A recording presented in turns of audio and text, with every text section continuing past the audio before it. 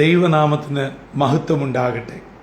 ജീവജലം എന്ന പ്രതിദിന വാഗ്ദത്ത വചനത്തിലേക്ക് ലോകമെമ്പാടുമുള്ള ദൈവമക്കൾക്ക് വേഗം വരുന്നവനായ യേശുക്രിസ്തുവിന്റെ അതിപരിശുദ്ധ നാമത്തിൽ സ്നേഹ വന്ദനം.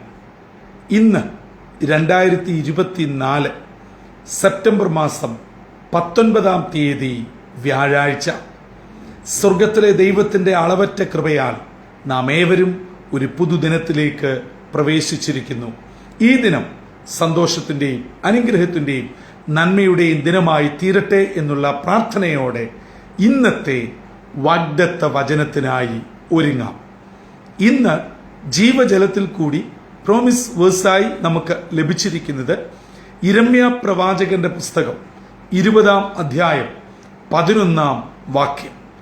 ജെറമ്യ ചാപ്റ്റർ 20 വേഴ്സ് 11 നാം ഇപ്രകാരം വായിക്കുന്നു: എന്നാൽ യഹോവ ഒരു മഹാവീരനെ പോലെ എന്നോട് കൂടെയുണ്ട്.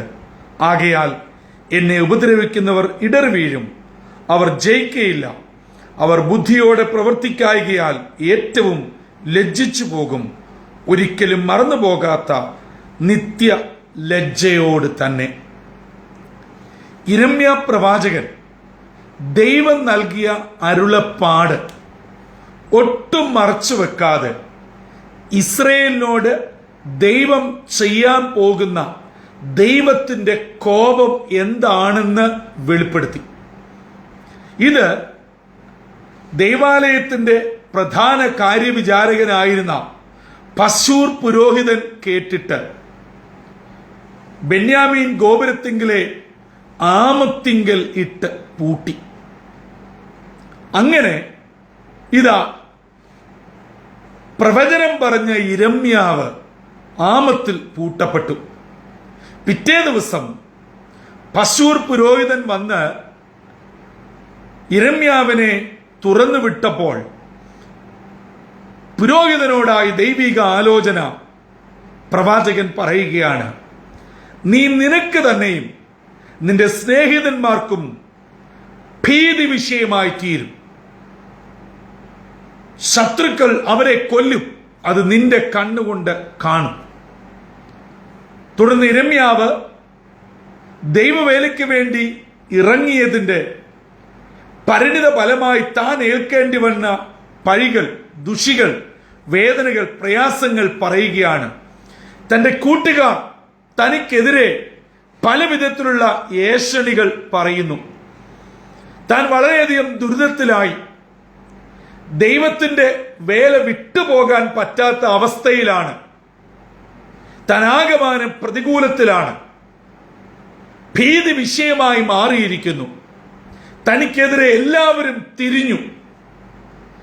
ഇങ്ങനെ തന്റെ അവസ്ഥ പറഞ്ഞിട്ട് 11-ാം വാക്യമായ ഇപ്പോൾ നാം വായിച്ചു കേട്ട വാഗ്ദത്ത വചനം പറയാണ്: എന്നാൽ യഹോവ ഒരു മഹാവീരനെ പോലെ എന്നോട് കൂടെയുണ്ട്. അതെ, നിങ്ങൾക്ക് തോന്നിയേക്കാം, എന്നെ അടിച്ചു, ആമത്തിലിട്ടു, പഴിയും നിന്നയും ദുഷിയും ഏഷണിയും ഒക്കെ പറഞ്ഞു, എന്റെ അവസ്ഥ ഈ നിലയിൽ വളരെ പ്രതികൂലമാണെന്നൊക്കെ നിങ്ങൾ പറഞ്ഞാലും സ്വർഗത്തിലെ ദൈവം ഒരു മഹാവീരനെ പോലെ എന്നോട് കൂടെയുണ്ട്. ഈ വ്യാഴാഴ്ച അതിരാവിലെ ഇന്നത്തേക്കുള്ള വാഗ്ദത്ത വചനം ശ്രവിച്ചുകൊണ്ടിരിക്കുന്ന പ്രിയ മാതാപിതാക്കളെ, സഹോദരി സഹോദരങ്ങളെ, നമ്മുടെയും ജീവിതത്തിൽ തൊടുന്ന മേഖലയൊക്കെ പൊള്ളിപ്പോവുകയാണ്, വേദനിക്കുകയാണ്, ഭാരത്തിലും സങ്കടത്തിലും നിന്ദയിലും ദുഷിയിലുമാണ്. അത് നാം പ്രത്യേകിച്ച് എന്തെങ്കിലും ചെയ്തിട്ട് വേണം എന്നില്ല. നമുക്കൊരു വിധത്തിലും പങ്കില്ല എങ്കിലും ശത്രു നമ്മളെ വല്ലാതെ അലട്ടുകയാണ്. നമ്മുടെ കുടുംബാംഗങ്ങളെ, ആൺമക്കളെ, പെൺമക്കളെ, ജോലിയെ, ആരോഗ്യത്തെ, സമ്പത്തിനെ, വാഹനത്തിനെ, മൃഗജാലങ്ങളെ, വസ്തുവകകളെ, നമ്മുടെ ആത്മീയ ജീവിതത്തെ കോൺസെൻട്രേറ്റ് ചെയ്ത് പ്രാർത്ഥിക്കുവാൻ സാധിക്കുന്നില്ല. ആത്മനിറവിൽ ആരാധിക്കുവാൻ സാധിക്കുന്നില്ല. ആരാധനയിൽ പങ്കുചേരുവാൻ താല്പര്യമില്ല, വിശുദ്ധ മേശ അനുഭവിക്കുവാൻ ഒരു സന്തോഷവുമില്ല എന്നിങ്ങനെ നമ്മുടെ ആത്മീയ ജീവിതവും കുടുംബജീവിതവും ഭൗതിക ജീവിതങ്ങളും ഓരോ നിലയിൽ തളരുകയാണ്, തണുക്കുകയാണ്, പിന്നോട്ട് പൊക്കൊണ്ടിരിക്കുകയാണ്. ഇത് നമ്മുടെ ശത്രു വളരെയധികം ആഘോഷിക്കുകയാണ്. ഈ നിലകളിൽ ആരെങ്കിലും എന്നെ കേൾക്കുന്നുണ്ടോ? അങ്ങനെയെങ്കിൽ യിരെമ്യാവ് നമ്മളോടൊരു സദ്വാർത്ത പറയുന്നു. സ്വർഗത്തിലെ ദൈവം ഒരു മഹാവീരനെ പോലെ എന്നോട് കൂടെയുണ്ട്, നമ്മളോട് ഓരോരുത്തരോടും കൂടെയുണ്ട്. നാം കടന്നു പോകുന്ന അവസ്ഥയിൽ നിന്ന് വിടുതൽ തരുവാൻ തമ്പുരാൻ ഒരു മഹാവീരനായി കൂടെയുണ്ട്. എന്താണ് മഹാവീരന്റെ പ്രത്യേകത? അതെ, ഏത് വലിയ സൈന്യത്തെയും ഏത് വലിയ ശത്രുവിനെയും ഏത് വിധേയനെയും തോൽപ്പിച്ച് വിജയം പ്രാപിക്കുന്ന ശക്തനായ പോരാളിയാണ് മഹാവീരൻ. അതെ, സ്വർഗത്തിലെ ദൈവം എന്റെയും നിങ്ങളുടെയും ജീവിതത്തിൽ സ്നേഹാനുഭൂവനായി മാത്രമല്ല, കരുതുന്ന പിതാവായി മാത്രമല്ല, രക്ഷിക്കുന്ന വീണ്ടെടുപ്പുകാരനായി മാത്രമല്ല, ഒരു മഹാവീരനായി ഇടപെടേണ്ടിടത്ത് അങ്ങനെയും ഇടപെടുന്ന ദൈവമാണ്. പറയുകയാണ്, നമ്മുടെ ശത്രുവിന്റെ ലജ്ജ അതിഭീകരമാവും.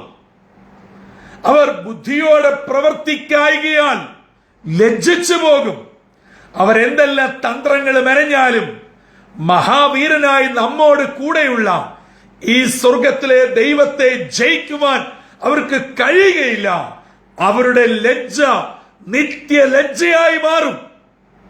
നമ്മളെ ലജ്ജിപ്പിച്ചവർ, നമുക്കെതിരെ ഏഷണി പറഞ്ഞവർ, നമ്മളെ അടിച്ചവർ, നമ്മളെ ആപത്തിലാക്കിയവർ, നമുക്കെതിരെ നമ്മൾ അറിയുന്നതും അറിയാത്തതുമായ പലവിധ തന്ത്രങ്ങൾ പ്രയോഗിച്ചവർ ലജ്ജിതരായി മാറും.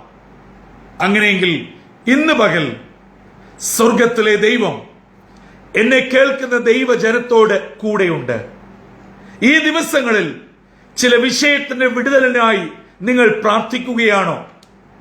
അത് മക്കളുടെ ആകാം, ഭർത്താവിന്റെ ആകാം, ഭാര്യയുടെ ആകാം, നിങ്ങളുടെ സഭയുടെ ആകാം, ദേശത്തിന്റെ ആകാം. നിങ്ങളുടെ പ്രാർത്ഥനാ വിഷയങ്ങൾ എന്തു തന്നെയാണെങ്കിലും അതിന്മേൽ തമ്പുരാൻ ഇടപെടുവാൻ മതിയായ ദൈവമാണ്. നിങ്ങളെ ലജ്ജയ്ക്ക് നീ വിട്ടുകൊടുക്കുന്ന ദൈവമല്ല. നിങ്ങളുടെ ലജ്ജ മാറുകയും നിങ്ങളുടെ ശത്രുവിന്റെ ലജ്ജ നിത്യലജ്ജയായി വീഴത്തക്കവണ്ണം അവരെ തകർത്ത് കളയുന്ന ഒരു ദൈവം കൂടെയുണ്ട്. എന്നെ കേൾക്കുന്ന സഹോദരങ്ങളെ, നിങ്ങളുടെ വേദന എന്തും ഏതും ആയിക്കൊള്ളട്ടെ. ചില നാളുകളായി ആഗ്രഹിച്ച് പ്രാർത്ഥിക്കുന്ന ചില വിഷയങ്ങൾ ഉണ്ടാവാം. കാത്തിരിക്കുന്ന നിങ്ങളുടെ ചില പ്രാർത്ഥനാ വിഷയങ്ങൾ ഉണ്ടാവാം. അതിന്മേലൊക്കെ ജയം തരുവാൻ സ്വർഗത്തിലെ ദൈവം മതിയായവനാ. നിങ്ങൾ വീസ സംബന്ധമായ വിഷയത്തിൽ ഭാരമാണോ? ജോലി ചെയ്തിട്ട് നാളുകളായി ശമ്പളം ലഭിക്കാത്തതിന്റെ ബുദ്ധിമുട്ടുകളാണോ? അല്ല, നിയമത്തിന്റെ ചില പ്രശ്നങ്ങളാണോ?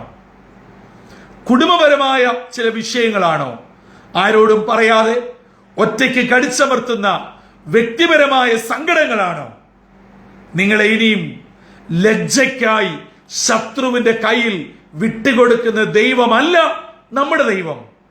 ഒരു മഹാവീരനെ പോലെ നമുക്ക് വേണ്ടി ഒരു നല്ല യോദ്ധാവായി യുദ്ധം ചെയ്യുവാൻ സദാ സന്നദ്ധനായി നിൽക്കുന്ന ഈ ദൈവം ഇന്ന് പകൽ ജീവജലം ശ്രവിക്കുന്ന ഏവരെയും മാനിക്കട്ടെ, അനുഗ്രഹിക്കട്ടെ, നിങ്ങളുടെ തലമുറകളെ കാക്കട്ടെ, പ്രാർത്ഥനാ വിഷയങ്ങളുടെ മേൽ ജയം തരട്ടെ, നിങ്ങളുടെ ലജ്ജ എന്നേക്കുമായി തമ്പുരാൻ മാറ്റട്ടെ, നിങ്ങളുടെ ശത്രു ലജ്ജിച്ച് തല താഴ്ത്തുന്നത് നിങ്ങൾ കാണുവാൻ ദൈവം ഇടയാക്കട്ടെ.